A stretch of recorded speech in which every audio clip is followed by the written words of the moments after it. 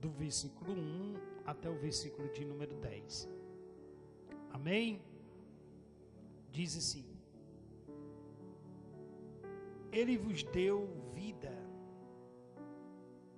estando vós mortos nos vossos delitos e pecados, nos quais andastes outrora, segundo o curso deste mundo, segundo o príncipe da potestade do ar, do espírito que agora atua nos filhos da desobediência, entre os quais também todos nós andamos outrora, segundo as inclinações da nossa carne, fazendo a vontade da carne e dos pensamentos, e éramos, por natureza, filhos da ira, como também os demais. Mas Deus, sendo rico em misericórdia, por causa do grande amor com que nos amou, e estando nós mortos em nossos delitos, nos deu vida juntamente com Cristo. Pela graça sois salvos, e, juntamente com Ele, nos ressuscitou, e nos fez assentar nos lugares celestiais em Cristo Jesus, para mostrar, nos séculos vindouros, a suprema riqueza da sua graça, em bondade para conosco em Cristo Jesus. Porque pela graça sois salvos, mediante a fé. E isto não vem de vós, é dom de Deus, não de obras, para que ninguém se glorie, pois somos feitura dele, criados em Cristo Jesus para boas obras, as quais Deus de antemão preparou para que andássemos nelas. Amém? Ainda de pé, vamos orar. Senhor, muito obrigado, ó Pai, por esta palavra. Obrigado a Deus por mais uma vez nós estarmos aqui. Obrigado, Senhor, pela tua graça. Obrigado, Jesus, como diz a tua palavra. Obrigado, Pai. Obrigado por ter nos transformado, nos transportado da luz, das trevas para a luz. Obrigado, Jesus. Obrigado pela escolha que o Senhor fez para com a vida de cada um de nós, Senhor. Obrigado por este chamado. Obrigado, Senhor, por ter nos tirado da sepultura ao trono, por ter nos chamado da sepultura para o trono. Obrigado, Jesus. Muito obrigado.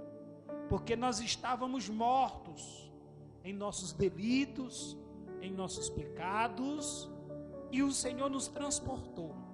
O Senhor nos tirou do lamaçal do pecado, do mundo das trevas, e nos transportou para a luz. Obrigado por esta oportunidade que o Senhor concede a cada um de nós de estarmos aqui, glorificando, bendizendo e enaltecendo o teu nome. Obrigado por esta oportunidade que o Senhor dá a cada um de nós, de vir aqui a este ambiente, a este lugar, e glorificar o teu nome, dizer que só o Senhor é santo, só o Senhor pode, só o Senhor é, só o Senhor tem, o Senhor é tudo, o Senhor é fiel, é o alfa, o ômega, princípio, começo, meio e fim. Deus, muito obrigado por ter nos chamado da sepultura para o trono. Obrigado por tudo, no nome de Jesus, amém. Podeis assentar, no nome de Jesus. Queridos, esse texto que nós acabamos de ler é uma espécie de biografia espiritual. Esse texto, ele fala da situação dos destinatários antes de estar em Cristo. E o que eles vão ser após estar em Cristo. Esse texto também vai falar do propósito de Deus. Vai falar da realização da transformação. Observe que no versículo de número 1, ele vai iniciar falando da condição do homem, quando ele diz, estando vós mortos. Ou seja, ele diz, e ele vos deu vida, estando vós mortos. O que Paulo está falando aqui? Ele está falando da condição de toda a humanidade, de uma condição universal, ou seja, da condição espiritual de toda a humanidade. Agora é importante nós percebermos que mesmo Paulo dizendo, estando vós mortos, Paulo, ele está querendo também nos ensinar, e não está dizendo que o homem morto em seus pecados, ele não possa fazer coisas boas. Não.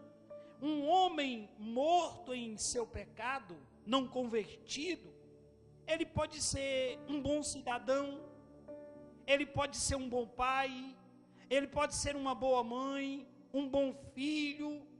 Como diz em Lucas capítulo 6 e versículo 33, ele pode até fazer o bem àqueles que lhe fazem o bem. Como diz, se fizerdes o bem aos que vos fazem o bem, qual é a vossa recompensa? Por quê?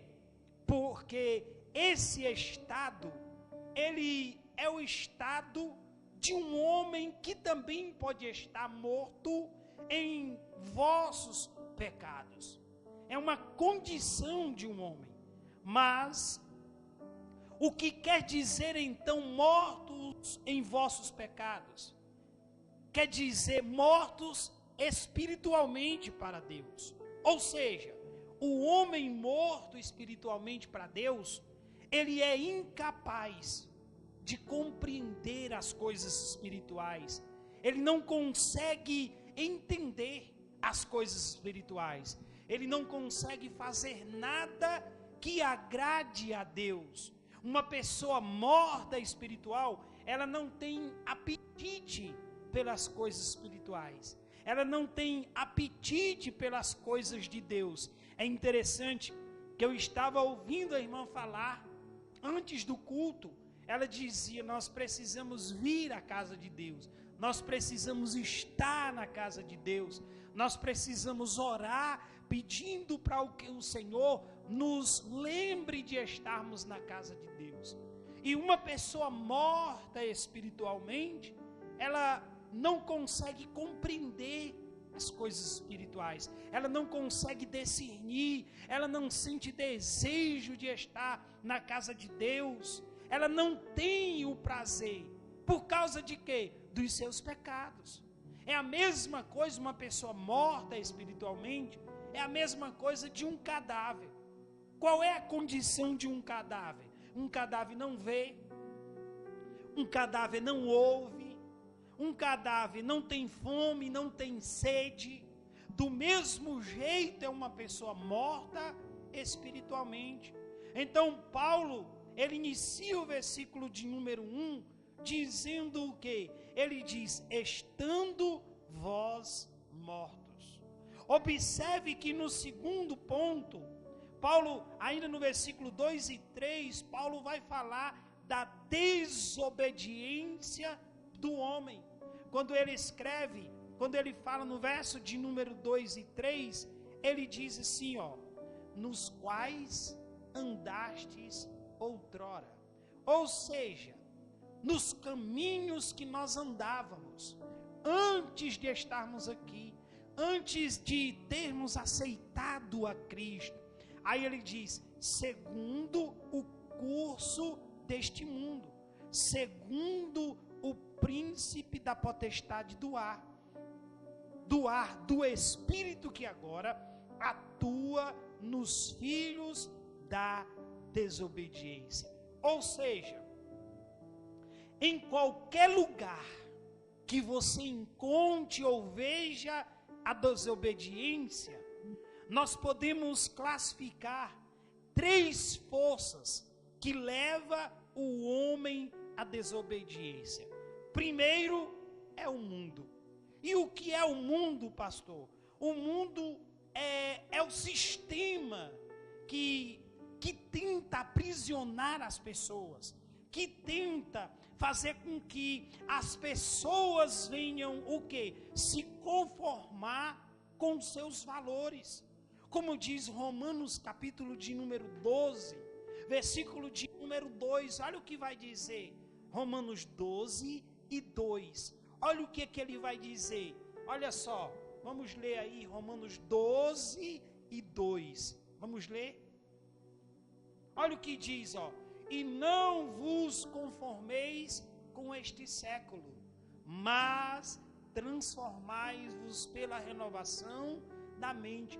Ou seja, o que nós vivenciamos todos os dias?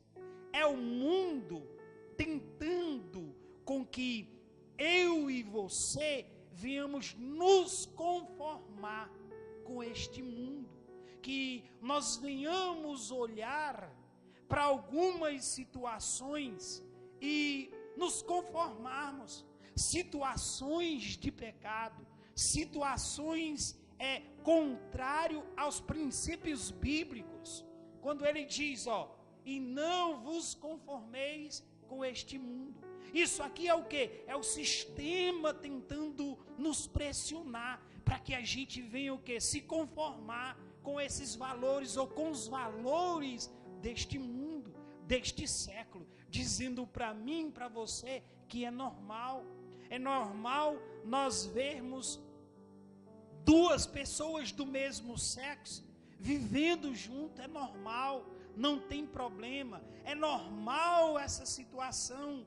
Então, isso aqui é o mundo. Ele diz, mas transformai-vos pela renovação da vossa mente, para que experimenteis qual seja a boa, agradável, perfeita vontade de Deus. Então, para eu e você, nós experimentarmos a boa, perfeita e agradável vontade de Deus, nós não podemos permitir que o mundo nos pressione a se conformar com aquilo que eu e você sabemos que é errado, sabemos que é contra a palavra de Deus. Nós não podemos, por quê? Porque essa é uma das forças,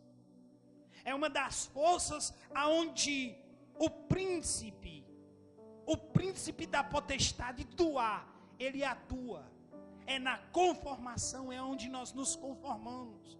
O apóstolo João, ele vai ser bem enfático, quando ele diz lá em 1 João, capítulo de número 2, do versículo 15 até o versículo 17, quando ele diz que quem ama o mundo não pode amar a Deus. Olha o que ele vai dizer, irmãos. Não ameis o mundo e nem as coisas que há no mundo. Se alguém ama o mundo, o amor do Pai não está nele. Verso 16. Porque tudo que há no mundo é o que? É desejos, é a concupiscência da carne, é a concupiscência dos olhos e é a soberba da vida. Não procede do Pai, mas procede do mundo. Ou seja, é o sistema, é esse mundo nos pressionando para que eu e você nos conformemos, venhamos achar que é normal, que pode, que é permitido, aquilo que é contrário à palavra de Deus. Aí ele diz, ora, o mundo passa, bem como a sua concupiscência, os desejos carnais. Aquele, porém, que faz a vontade de Deus, permanece eternamente. Tiago também vai dizer no capítulo 4, versículo 4, quem é amigo do mundo, ele é inimigo de Deus. Ele diz: infiéis, não compreendeis que a amizade do mundo é inimiga de Deus? Aquele, pois, que quiser ser amigo do mundo, constitui-se inimigo de Deus. Irmãos, sempre que nós identificarmos a desobediência na vida de alguém, nós podemos imaginar que pode ser o mundo que esteja tentando influenciar aquela pessoa. Nós vamos identificar. Por quê? Porque eu quero falar esta noite de três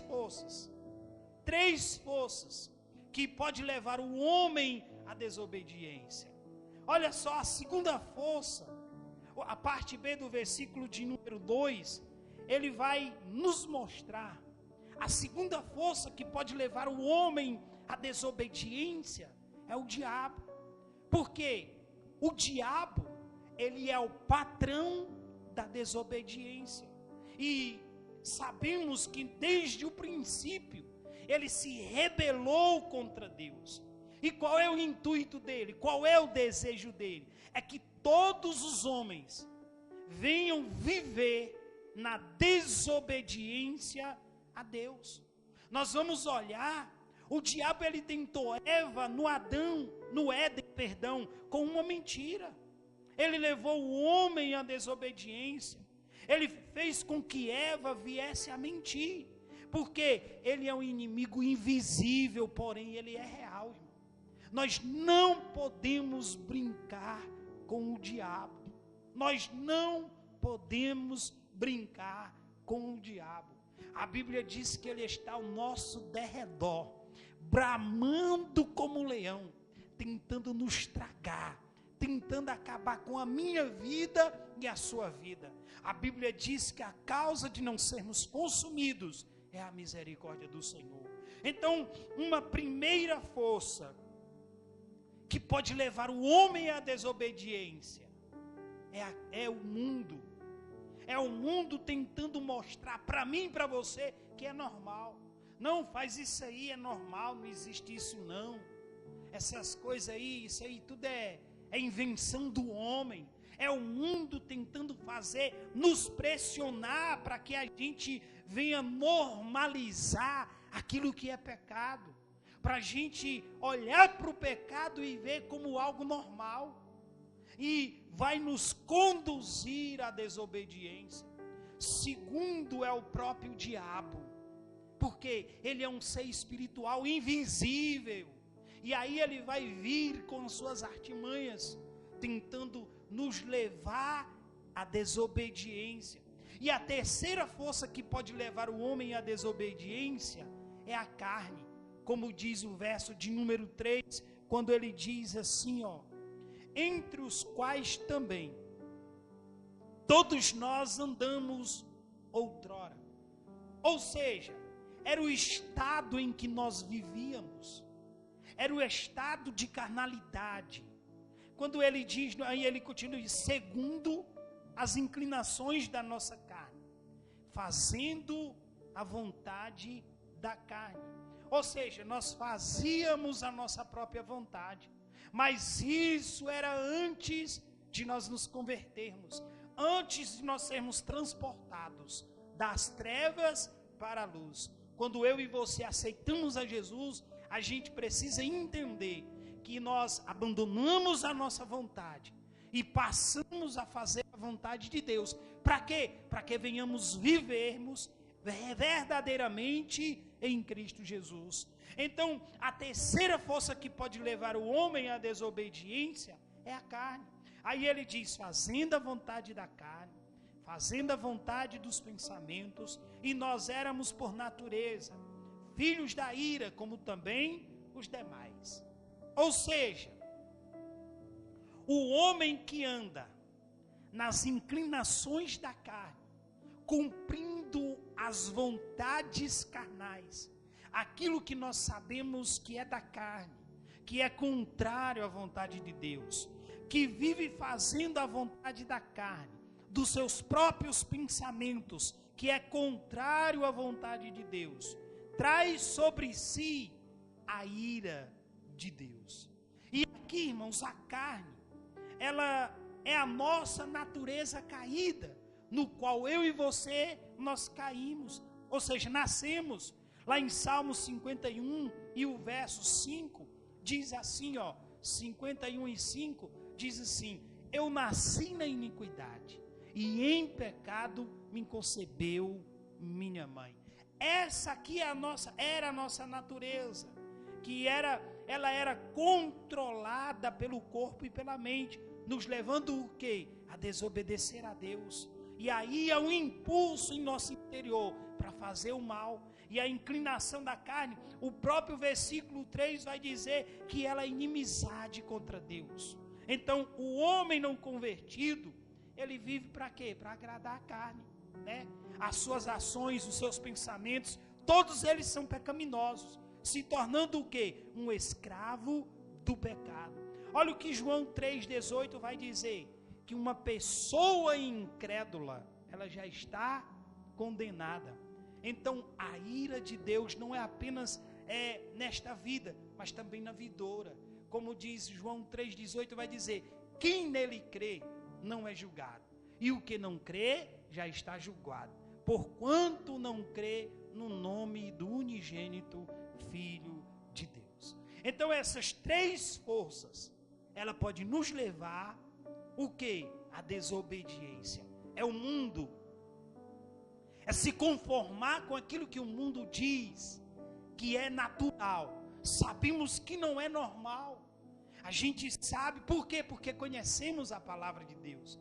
Ouvimos a palavra de Deus. E diz a Bíblia que quando nós ouvimos e apecamos contra o conhecimento, ou pecamos com conhecimento, com convicção, nós pecamos muito mais do que o incrédulo. Por quê? Porque nós pecamos contra o conhecimento.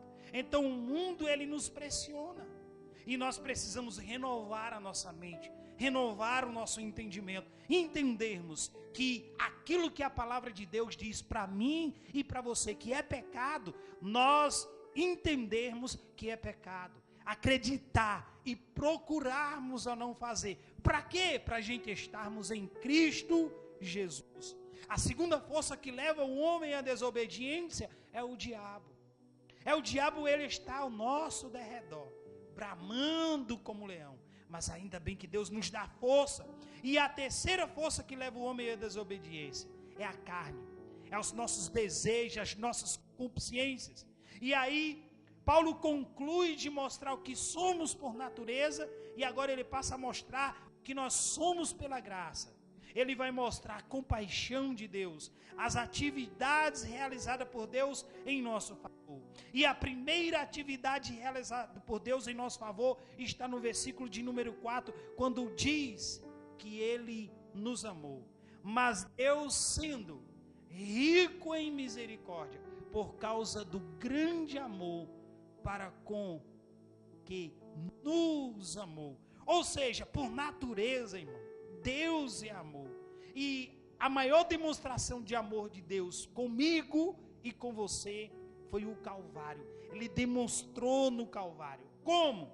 O seu repúdio pelo pecado e amando o pecador. Ou seja, Deus, ele ama o pecador, mas ele rejeita o pecado. E a Bíblia vai dizer que o que faz separação entre nós e Deus é os nossos pecados, é as nossas concupiscências. E nós estamos aqui, sabe por quê? Por causa da misericórdia de Deus, por causa do amor de Deus. Por quê? Porque Ele nos amou e Ele nos tirou.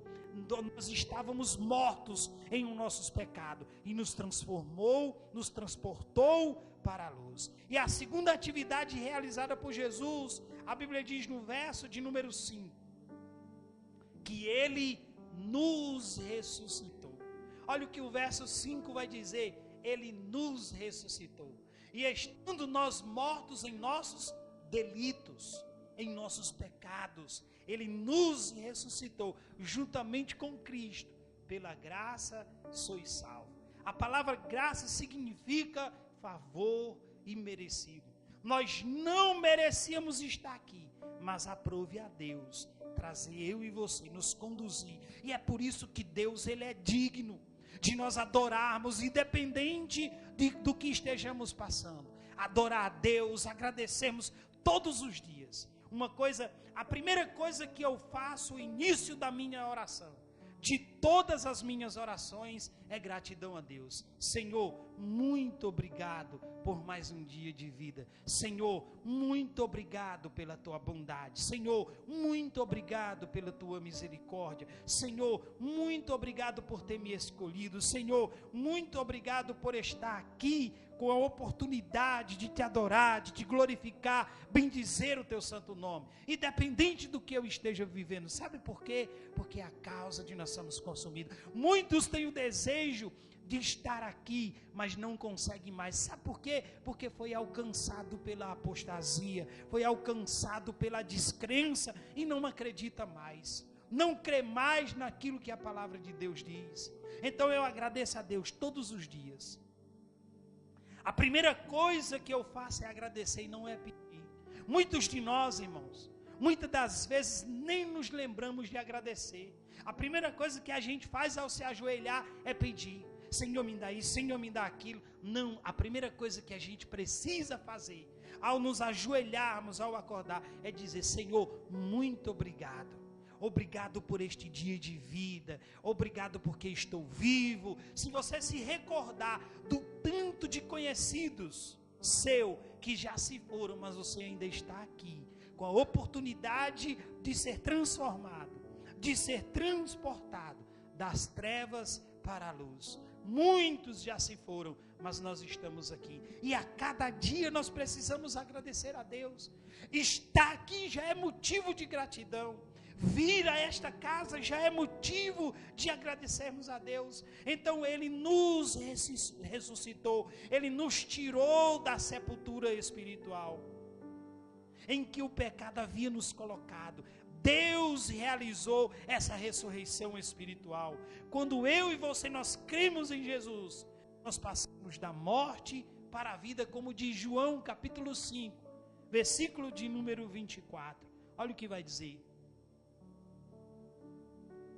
em verdade eu vos digo, quem ouve a minha palavra e crê naquele que me enviou tem a vida eterna. Não entra em juízo, mas passou da morte para a vida. Então, nós precisamos acreditar. Uma terceira atividade realizada por Deus em nós, a Bíblia diz do verso 7 até o verso de número 9 de Efésios capítulo 2, que a Bíblia diz que Ele nos guardou. Nós somos guardados pelo Senhor, nós somos protegidos pelo Senhor. Olha o que Ele vai dizer do versículo 5, do versículo 7 ao 9, Ele nos guardou, quando diz assim: para mostrar nos séculos vindouros a supremacia, a grandeza, a riqueza da sua graça, em bondade para conosco, em Cristo Jesus. Porque pela graça sois salvos, mediante a fé. Isto não vem de vós, é dom de Deus, não de obras, para que ninguém se glorie. Irmãos, se não fosse Deus, o que seria de nós? Se não fosse Deus, o que seria de mim? O que seria de você? Portanto, o maior propósito de Deus na minha vida e na sua vida é a salvação. Nós não podemos esquecer desse detalhe. O que é prioridade para Deus é salvar as nossas vidas. O que é prioridade para Deus na minha vida e na sua vida é nos salvar. A Bíblia diz lá em Mateus capítulo 6 e 33, buscai primeiro o reino de Deus, a sua justiça, e as demais coisas vos serão acrescentadas. Então, quando você busca a Deus, quando você busca a justiça de Deus, quando você se entrega a Deus, pode ter certeza que aquilo que te faltava passa a não faltar mais. Então, acredite nessa palavra. Buscai o Senhor enquanto se pode achar. É o tempo. Então, o maior propósito de Deus é de nos salvar. O maior presente que eu e você poderíamos ter ganho de Deus, nós já ganhamos. Nós já recebemos, que foi o quê? A salvação. Nós estávamos perdidos, nós estávamos em nossos próprios pecados, nos nossos próprios deleitos. Nós vivíamos abandonados, como diz, nos quais nós andávamos outroras, mas Ele nos deu vida, porque nós estávamos mortos. Nós andávamos conforme o mundo anda, achando normal aquilo que hoje nós compreendemos que é errado e não pode, mas o Senhor, Ele nos transportou, Ele nos tirou, né? Ele nos tirou, Ele nos arrancou de lá e nos transportou, nos deu uma nova vida. E uma quarta atividade realizada por Deus, o versículo de número 10, ele vai dizer que Ele nos predestinou. Ou seja, olha o que ele vai dizer, nos predestinou para que eu e você fôssemos imagem dEle.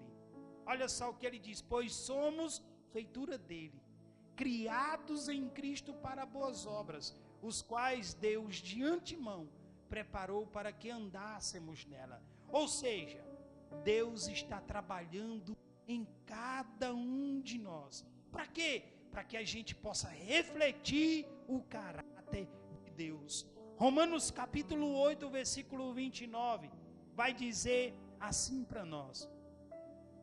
Olha o que Romanos 8, 29 vai dizer. Diz assim, porquanto aos que de antemão conheceu, também os predestinou para serem conformes à imagem de seu Filho, a fim de que ele seja primogênito entre muitos irmãos. E aos que predestinou, a esses também chamou. E aos que chamou, a esses também o justificou. E os que justificou, a estes também o glorificou. Então, se Deus te chamou, Ele vai te justificar. Olha o que diz agora 2 Coríntios 3:18, para a gente finalizar. Diz assim, e todos nós, com o rosto desvendado, contemplando como por espelho a glória do Senhor, somos transformados de glória em glória, na sua própria imagem, como pelo Senhor, o Espírito. Amém, irmãos?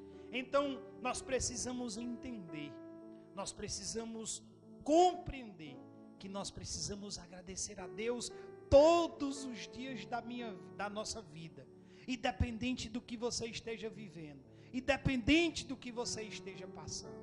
Então, estar aqui já é um presente de Deus, é o maior presente que Deus pode nos dar, que é a salvação. Nós somos escolhidos nós saímos da sepultura e fomos colocados no trono de Deus. Então, cada um de nós, que você, esta noite, ao se deitar, em vez de estar pedindo, passe a agradecer a Deus. E aí você vai ver que as coisas vão mudar para você. Amém? Se coloque de pé em nome de Jesus.